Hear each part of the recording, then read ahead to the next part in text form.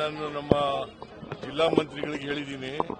ಎಲ್ಲರೂ ಕೂಡ ಎಲ್ಲೆಲ್ಲಿ ಮಳೆಯಿಂದ ಅನಾಹುತಗಳಾಗಿದ್ದಾವೆ ಅಲ್ಲಿ ಲ್ಯಾಂಡ್ ಸ್ಲೈಡಿಂಗ್ ಇರ್ಬೋದು ಅಥವಾ ಮರಗಳು ಬಿದ್ದಿರ್ತಕ್ಕಂಥದ್ದು ಇರ್ಬೋದು ಅಥವಾ ರಸ್ತೆಗಳು ಅಡಚಣೆ ಆಗಿರ್ತಕ್ಕಂಥದ್ದು ಇರ್ಬೋದು, ಅವೆಲ್ಲಕ್ಕೂ ಕೂಡ ಕೂಡಲೇ ಅಟೆಂಡ್ ಮಾಡಬೇಕು ಅಂತ ಹೇಳಿ